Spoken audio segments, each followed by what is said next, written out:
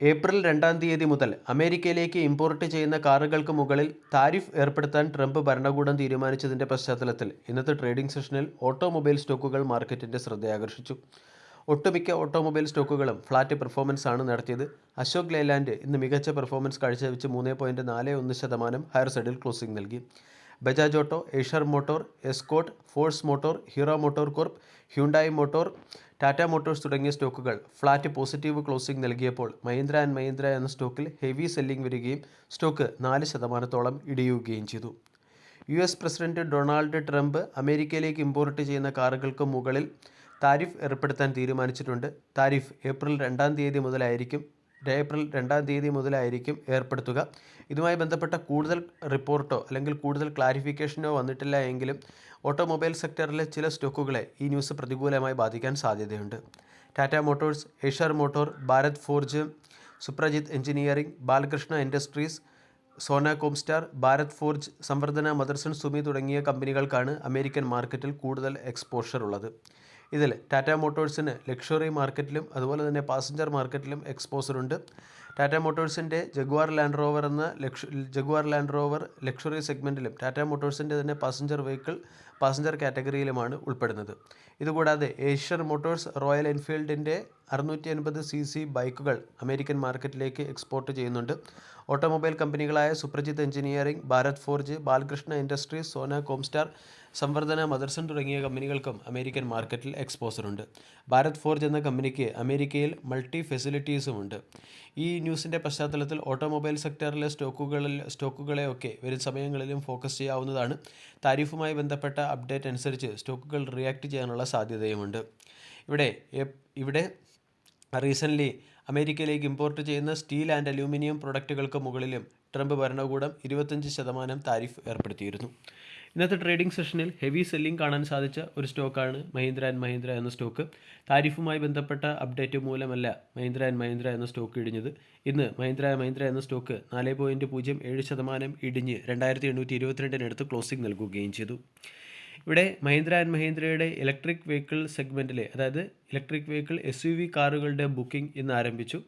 ഏകദേശം 30,179 ബുക്കിംഗ് ആണ് ഒന്നാമത്തെ ദിവസം കമ്പനിയുടെ ഇലക്ട്രിക് വെഹിക്കിളുകൾക്ക് ലഭിച്ചിരിക്കുന്നത്. വളരെ മികച്ച ഒരു ബുക്കിങ്ങും 8,472 കോടി രൂപയുടെ ബുക്കിംഗ് വാല്യൂവും കമ്പനിക്ക് ലഭിച്ചതായിട്ട് കമ്പനി തന്നെ അറിയിച്ചിട്ടുണ്ട്. അതേസമയം മാർക്കറ്റ് പ്രതീക്ഷിച്ചതിനേക്കാളും താഴ്ന്ന രീതിയിലുള്ള ഒരു ബുക്കിംഗ് ആണ് കമ്പനിക്ക് ലഭിച്ചത് എന്നാണ് അനലിസ്റ്റുകളുടെ അനുമാനം. ഇതിൻ്റെ പശ്ചാത്തലത്തിലാണ് ഇന്നത്തെ ട്രേഡിംഗ് സെഷനിൽ സ്റ്റോക്ക് ഇടിയുകയും ചെയ്തത്. എന്നാൽ ഈ ബുക്കിങ്ങിൽ തന്നെ ശ്രദ്ധിക്കപ്പെടേണ്ട മറ്റൊരു കാര്യം, ടോട്ടൽ ബുക്കിങ്ങിൻ്റെ 73% മഹീന്ദ്ര ആൻഡ് മഹീന്ദ്രയുടെ ഇലക്ട്രിക് വെഹിക്കിൾ സെഗ്മെൻറ്റിലെ ടോപ്പ് എൻഡ് മോഡലുകൾക്കാണ് ലഭിച്ചിരിക്കുന്നത്. ഇതും കമ്പനി ഇലക്ട്രിക് വെഹിക്കിൾ സെക്ടറിൽ മികച്ച പെർഫോമൻസ് നടത്താൻ സാധ്യതയുണ്ടെന്നുള്ള സൂചന നൽകുന്നുണ്ട്. ക്വാർട്ടർലി റിസൾട്ട് സെഷനിൽ കമ്പനിയുടെ പെർഫോമൻസ് മികച്ചതായിരുന്നു. പ്രോഫിറ്റ് 20% വർദ്ധിച്ച് 2,658 കോടിയിൽ നിന്നും 3,181 കോടിയിലേക്ക് എത്തി. റവന്യൂ 17% വർദ്ധിച്ച് 35,299 കോടിയിൽ നിന്നും 41,470 കോടിയിലേക്കും എത്തിയിരുന്നു. മഹീന്ദ്ര ആൻഡ് മഹീന്ദ്ര എന്ന കമ്പനിക്ക് ലഭിച്ച ബുക്കിംഗ് അനലിസ്റ്റുകളുടെ എസ്റ്റിമേഷനേക്കാൾ കുറവാണെങ്കിലും ഒട്ടുമിക്ക ബ്രോക്കേജ് ഏജൻസികളും സ്റ്റോക്കിന് ബൈ എന്ന റേറ്റിംഗും ഹയർ സൈഡിലുള്ള ടാർഗറ്റും നൽകിയിട്ടുണ്ട്. നമൂറ ഹോൾഡിംഗ്സിൻ്റെ റാഷണൽ നമ്മൾ പരിശോധിക്കുകയാണെങ്കിൽ ബാറ്ററി ഇലക്ട്രിക് വെഹിക്കിൾസിൽ ഒരു ഇംപ്രസീവ് സ്റ്റാർട്ടാണ് മഹീന്ദ്ര ആൻഡ് മഹീന്ദ്ര എന്ന കമ്പനിക്ക് ലഭിച്ചിരിക്കുന്നത്. ഇതിൻ്റെ പശ്ചാത്തലത്തിൽ സ്റ്റോക്കിന് 3,681 രൂപയുടെ ടാർഗറ്റാണ് നൊമൂറ നൽകിയിരിക്കുന്നത്. മറ്റൊരു ബ്രോക്കേജ് ഏജൻസിയായ സിറ്റി ഗ്രൂപ്പ് 3,680 രൂപയുടെ ടാർഗറ്റ് നൽകിയിട്ടുണ്ട്.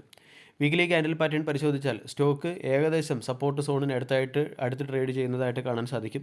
ഇവിടെ 200-ഡേ സപ്പോർട്ടായ 2,770 സ്റ്റോക്കിൻ്റെ വളരെ പ്രധാനപ്പെട്ട ഒരു സപ്പോർട്ടാണ്. അതായത് 2,750 മുതൽ 770 വരെയുള്ള സോൺ സ്റ്റോക്കിനെ സംബന്ധിക്കുന്ന ഒരു മേജർ സപ്പോർട്ട് സോണാണ്.